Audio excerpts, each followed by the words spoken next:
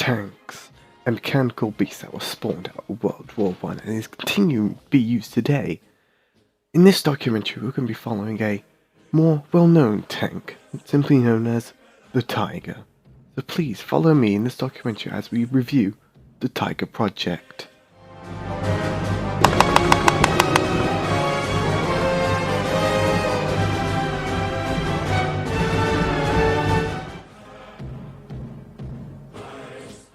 The DW2, Germany's first attempt at a heavy tank which ended in absolute failure.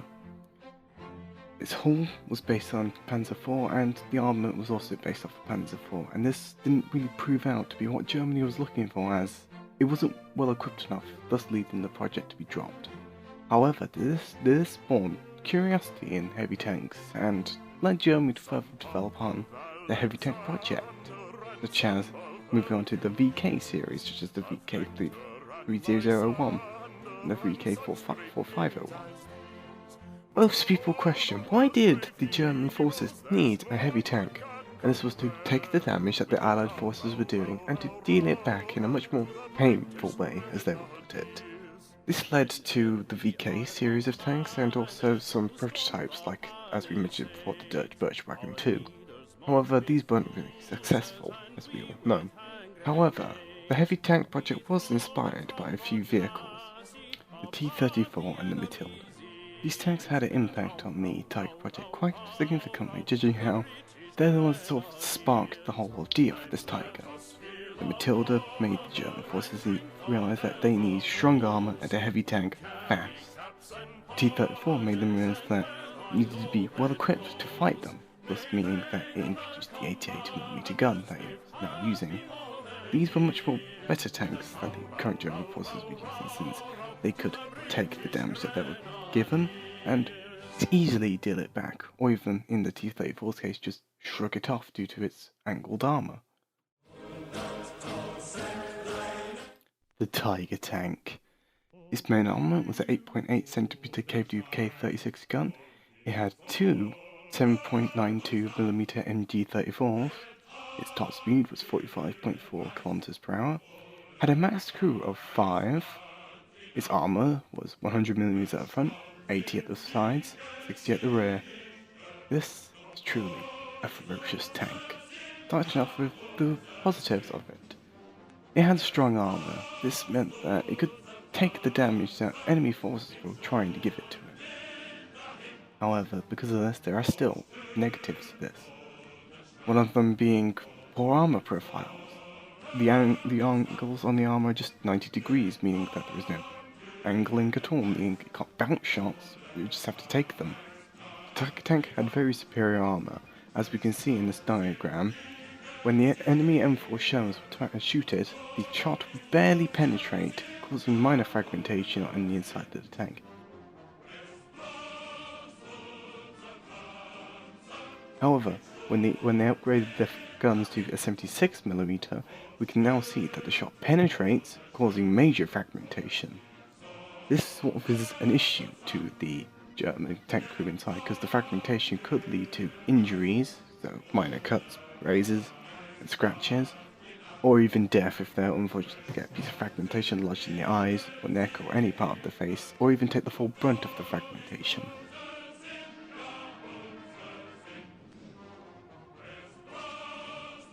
In total, only 7 Tiger tanks remain.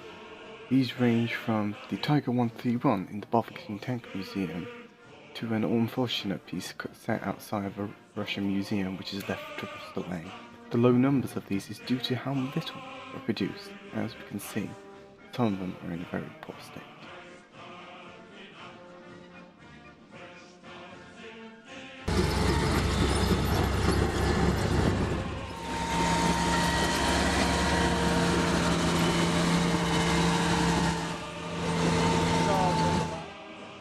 Armed with my knowledge of the Tiger tank, I went out and asked the public to see what they thought about the Tiger tank. And here is what I found out. What do you know about the Tiger tank and the history of it? I'm pretty sure that it was like sort of a major tank in German history, and sort of it being quite sort of a heavyweight sort of slow tank, but I think it had quite a lot of armour. I think that's why it was such like a big deal. Not a lot really. I know it's a German tank around the 1940s period for World War II. That's pretty much it. So Tiger tanks was one of the first tanks built by Germany, and it was quite a heavy tank, one of the heavy tanks built by Germany, and it definitely was that. It was very heavy, around 50 tons, and this tank was equipped with quite good armour and allowed the Germans to progress. Yeah. Would you want to learn more about this tank project? I think, yeah, it is like an important part of history, and I do study like democracy and Nazism, so I think it would just kind of build up on my knowledge, and you just get a feel of what weapons they used in that era. I think it would be definitely interesting to learn more about it and to understand, because these are the machines that were used to fight, and it is kind of interesting to understand how they were built and how well they would do. I think sort of, for me personally, I quite like learning about sort of the history of war. Sometimes I find history fairly boring, but I think for like war and like tanks and things like that, I find that quite interesting to see how it's like actually developed. Are you personally interested in this project? In the project of the tank? Yeah. I'm interested in learning about it a little, but it's not a passion of mine. Yeah, I think so. I think that's a really good sort of project that you've got, and I think it will be really interesting to watch. From your current knowledge, which, as you said, isn't much, well, can you give an evaluation? Like, what would you say about it? Personally, I'd say I know the armour was quite good in it, but I think they could really have improved that. I know the firepower was also quite strong, but at the end of the day, it's more if the enemy had the quantity of tanks, then they could easily have like taken it out. So I'm not really sure, but I'd probably say overall it was quite a sturdy tank for what the era it was built in. Well, if I'm going off what I think it is, which has been obviously being quite thick armour, I'm assuming that it's quite slow and sort of hard to sort of like control. But I would say it was pretty effective as well, because obviously it was good for obviously stopping sort of bullets and things like that.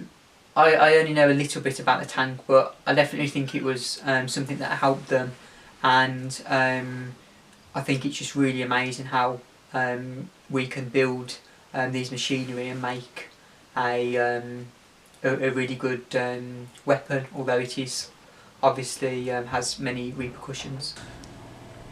What do you think came after the Tiger tank? I would assume that there would be sort of like a version 2 of it, maybe, like I was saying, with there being a better engine or some kind of improvements into the handling or sort of the speed of it.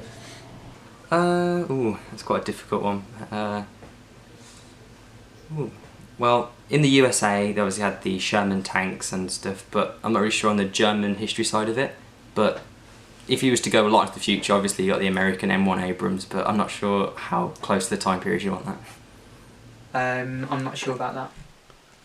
Do you think the projects that came after the Tigers, such as the Tiger 2, Jagd Tiger, the Sturm Tiger, do you think all those projects were a bit pointless? Yeah, if I'm like honest, I do think they were pointless, because the Tiger itself, the concept was really good and really strong for the era. So I think instead of making a whole new project, they should have just worked on perfecting that one to get it a lot better than it was, even though overall it was a really good solid tank. I think pointless isn't really the word, but it's all about development. So if you're going to start off with the Tiger 1 and then move on to the Tiger 2, you're going to develop it and make it better. So it's all about sort of advancing that, because you want to keep up and you want to make it better. Well, I think it depends on what actually was improved. I think if there are only slight improvements, then yeah, it could have been. But I think, like I was saying, if it was to do with the engine, that would have been sort of like a major drawback of the tank. So by having a more powerful engine, I think it's quite a major sort of significant impact on it. We have learned a lot about the Tiger tank over the course of this documentary, such as it wasn't really as a good tank as most people thought it was, and it was prone to quite many mechanical failures. However, due to this new knowledge, we can make a re-evaluation of the Tiger tank, and here is the conclusion that you've been waiting for. The Tiger tank is not as good as everyone says. However, that does not mean that it's still not a great piece of machinery that we still can't appreciate today, as we have seen Tank is still truly a beautiful piece of German engineering. Выходила, песню заводила про степного сизого горла, про того, которого любила, про того, чьи письма берегла.